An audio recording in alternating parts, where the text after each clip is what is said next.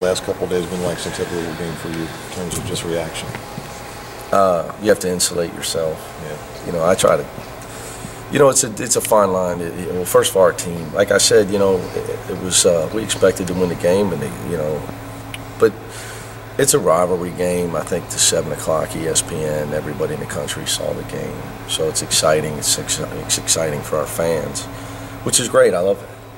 That's part of the neat thing about being me. Being able to give a game, something like that to the people that give to the program, whether former players excited, or the people that have been supportive of the program, give that to them. It's great, but at the same, for me, it's like back to work. So I tell Coach Tuberville, he was stuck in the Atlanta Airport Marriott watching the game. I say, in your sport, you got 2 days to get rid of it, and then start working on the next game. We get a game Sunday at noon, so a lot of text messages, not all returned. Speaking of the next game, these guys gave you a tough game down in South Florida, so I'm sure expect another one. Well, they're very, matchups are everything. Records, to me, records do not matter. I think matchups are the key because that's really what matters. Records have nothing to do with it. Their size bothered us. They were athletic enough and they had enough size to bother us on the backboard. They got out on the break on us early in the first half, especially. They got out on the break. We didn't get back a few times. We gave them some layups that we don't need to give them. Foul trouble bothered us again. So still no Jermaine Lawrence. That's a concern because it's a team that is going to, if they don't turn it over, it's hard for us to keep them off the backboard with their size and athleticism. So it's a tough matchup for us, in my opinion. You talk a lot about, particularly with these seniors the other night, about toughness and that sort of attitude that they have.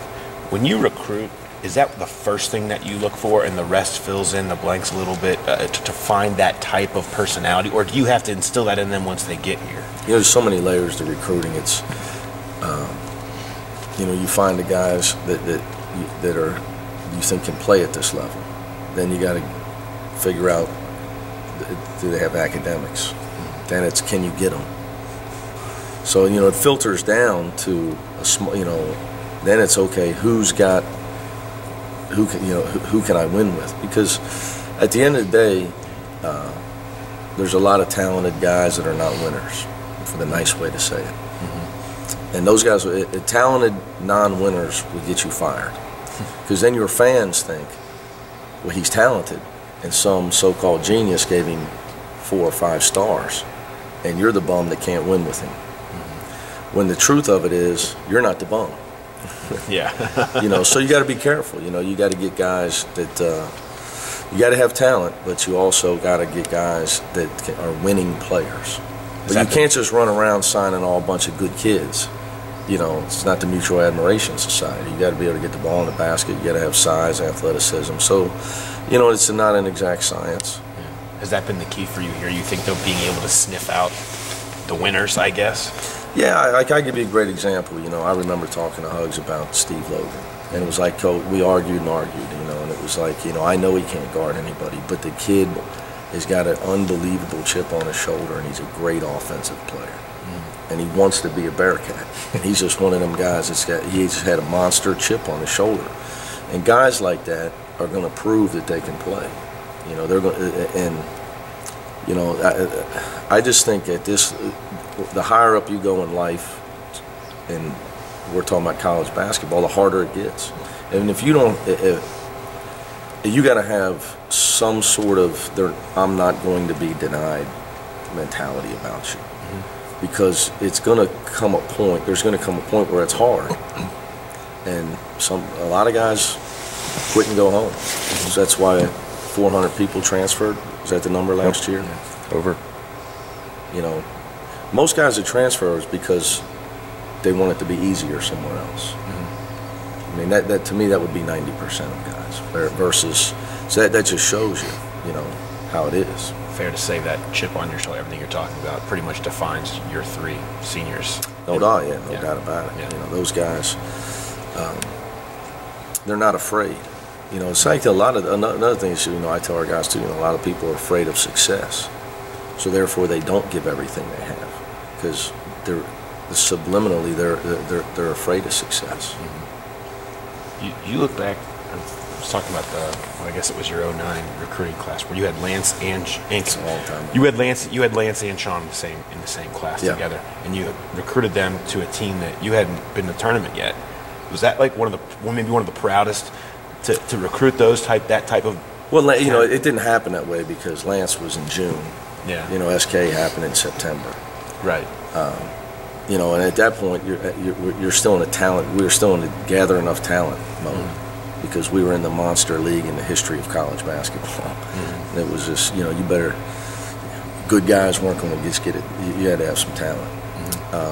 So yeah, you look back to be able to have those guys in the same class, tremendous. Yeah. Kind of like, you know, DeMar and Kenny and Leonard all in the same class. Those are 3 great players in the same class. Do you kind of look back sometimes and wonder how you did that? Almost a little bit because it's so hard at that point in time to. I'm not a guy that sits there and says, you know, I have to listen to other coaches at times, and it's really hard for me to swallow how they pontificate on their genius of the whole thing. And you know, it's just you put in a lot of hard work, and I have a great staff, but some of it's good fortune. Because for every guy you sign that works out, there's probably one that didn't. You know, so and it goes in cycles too. So I love horse racing, so I'm not going to start cheering at the quarter pole. Right. If Roll All Night's in front, because to this point he keeps quitting and getting beat. My horse. He's yet to win. So you know, it's just bad karma. I just, you know, I don't think that I know the truth. You know that we all make mistakes, and sometimes you make good calls and you work hard at it. Sometimes you're fortunate. You know, but obviously hard work creates opportunity. You know, say Larry Davis is he's the gold digger. The guy, you know, on our staff, he's the guy that just keeps digging. Yeah. You know, somebody digs up and plays. I have to sift through his digs. Gold, rock. Yeah. Gold, rock. It's just never an exact science. Yeah. Okay, have you noticed maybe some of the how the city's maybe taken that Louisville win? Have you guys noticed any of that? Because there's been such positive feedback from that throughout the city. Have you guys noticed that at all or no? I live in a bit of a bubble, so but I think it's great. I wish I could get out more to experience that. But you know, my message to the guys is that when you win, every game gets bigger. The minute you lose, they're not. So you know, you create excitement by winning, but you have to realize that fame is fleeting, and that can't be what it's about for us. So all it does is make the game bigger for our opponent, and we have to make sure that we don't embrace success. We got to stay humble and hungry. So it's more of a challenge for myself because my players are getting patted on the back everywhere they go. So, you know, it might have been good if we'd been able to stay on the road so they wouldn't have came home and embraced the success. But again, that's where I got to rely on my seniors. They have to understand that that's in the past. Talking about the past there, obviously no rest for the worry. You got the game tomorrow. But with a backyard rival game, nationally televised, how do you put that Louisville game behind you guys now? We didn't even watch it on the bus on the way home. These guys, you know, I got a different group. They were singing and wanted to, for 30 minutes and telling jokes. Then they wanted to put in a movie. Then our bus was smoking, and we had to pull over and one of the greatest moves of all time. Our team was panicked. You know, Shaq Thomas was running off the bus, thought it was going to blow up. I'm just messing with Shaq. You know, for us, you just got to put it behind you and move on. You got to rely on your seniors in moments like this. I think that's the key. that your guys got to know that South Florida is all that matters. I mean, good thing for us is our guys know that we were in a dogfight with South Florida. Hopefully that they understand that. For me, it's just a matter of energy level. This day, with Jermaine Lawrence still out, you got guys logging a lot of minutes. It's keeping guys fresh.